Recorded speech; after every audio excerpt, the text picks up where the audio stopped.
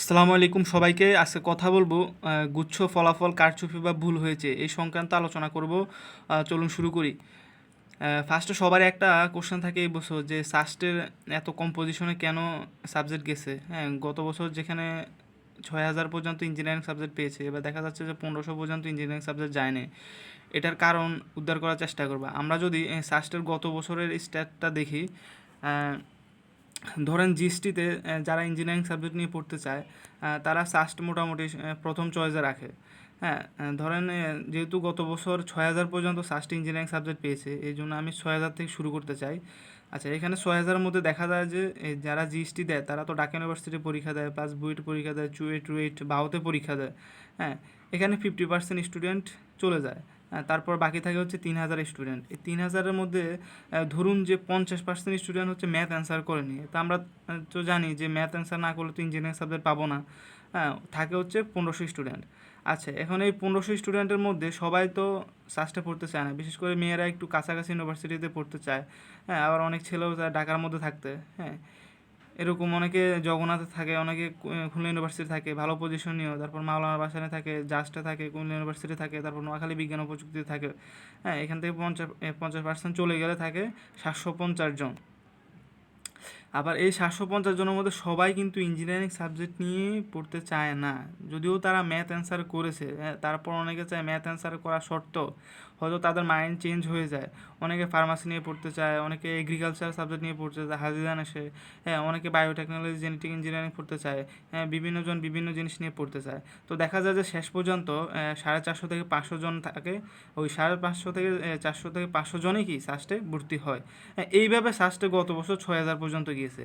আচ্ছা, এইবার যে সমস্যাটা, আচ্ছা আমরা যদি একটু ব্যাকে যাই, এবার সমস্যাটা হচ্ছে দেখেন, এখানে যে এই যে 6,000 থেকে শুরু করা হয়েছে।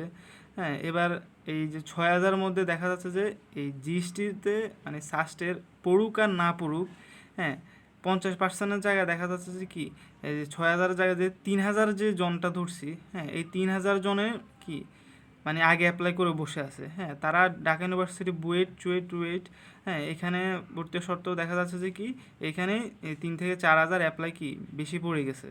হ্যাঁ, আর তারপরে এখানে যে এটা যে ডিস্টেন্স প্রবলেম, এবারে সাস্টের মেন প্রবলেমটা হচ্ছে যে সাস্টের মানে বেশি প্রায়োরিটি দেওয়া। জিস্ট ইউনিভার্সিটি স্টুডেন্টরা এবার সাস্ট একদম প্রথম চয়েস নিয়ে একদম সবাই ঘুরে ঘুরে অ্যাপ্লাই করেছে। হ্যাঁ, একদম প্রেশারটা অনেক বেশি সাস্টের উপরে। দেখা যাচ্ছে এখানে যে 50% কমার কথা, এখানে এটা কমেনি। হ্যাঁ, এদিক দিয়ে এটা বেড়ে গেছে, এদিক দিয়ে এটা কমেনি।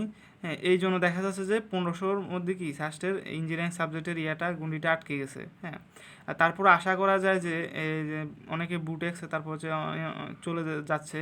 হ্যাঁ, তারপরে এই কন্ডিশনও আমি মনে করি যে 3,000 যারা আছেন, 2500 থেকে 3,000 পর্যন্ত সাস্টের ইঞ্জিনিয়ারিং সাবজেক্ট পাওয়া সম্ভব।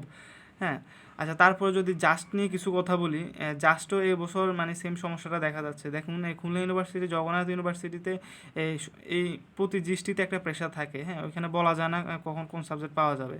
হ্যাঁ, কিন্তু জাস্ট এবং সাস্টে মোটামুটি প্রতি বছরে প্রেশারটা সেম থাকে, কিন্তু এবার দেখা যাচ্ছে একদম সম্পূর্ণ ব্যতিক্রম।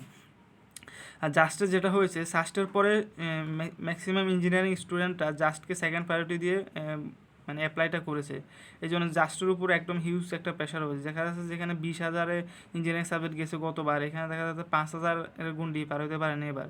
হ্যাঁ, কিন্তু দেখেন সব ইউনিভার্সিটিতে যদি আপনি তাকান দেখবেন যে প্রবলেমটা আপনার এই যে কারচুপিটা আপনার কারচুপি মনে হবে না। হ্যাঁ, আপনি যদি এই যে মাওলানা ভাসানীতে তাকান দেখবেন অনেকটা একই রকম আছে। তারপরে কুমিল্লা ইউনিভার্সিটি, নোয়াখালী ইউনিভার্সিটিতে যদি তাকান, হ্যাঁ, অনেকটা আগের মতোই আছে। আচ্ছা, যেহেতু আরেকটা ফ্যাক্ট হচ্ছে যেহেতু বিভিন্ন ইউনিভার্সিটির ভর্তি পরীক্ষা প্রায় শেষের দিকে। হ্যাঁ, এখানে অনেকে ইউনিভার্সিটিতে ভর্তি হয়ে গেছে, এই জন্য যারা বাকি আছে তারা শুধু যারা জিএসটিতে অ্যাপ্লাই করেছে। হ্যাঁ, এখানে যারা ধরেন ইঞ্জিনিয়ারিং সাবজেক্ট বাদেও যারা একটা নর্মাল মোটামুটি ফিউড সাবজেক্ট বা বায়োলজিক্যাল রিলেটেড সাবজেক্টে পড়তে চায়, হ্যাঁ, আর তারা এখানে অ্যাপ্লাই করেছে। এই জন্য যেটা অন্য বছর 27,000 পর্যন্ত যায়, তারপরে 26,000 পর্যন্ত যায়। হ্যাঁ, এবার হয়তো সেটা 23,000 22,000-এর গণ্ডি পেরোতে পারবে না, 23,000 22,000-এ আটকে পড়বে।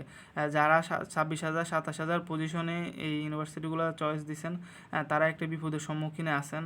আর যারা বুদ্ধি করে সেকেন্ড অপশন হিসাবে জাতীয় কবি, তারপরে বরিশাল ইউনিভার্সিটি, তারপর গোপালগঞ্জ ইউনিভার্সিটি, তারপর যে নতুন যে ইউনিভার্সিটিগুলো আছে 4-5টা ইউনিভার্সিটি, এগুলোতে অ্যাপ্লাই করেছেন, তারা একটু হলেও সুবিধাজনক অবস্থানে আছেন।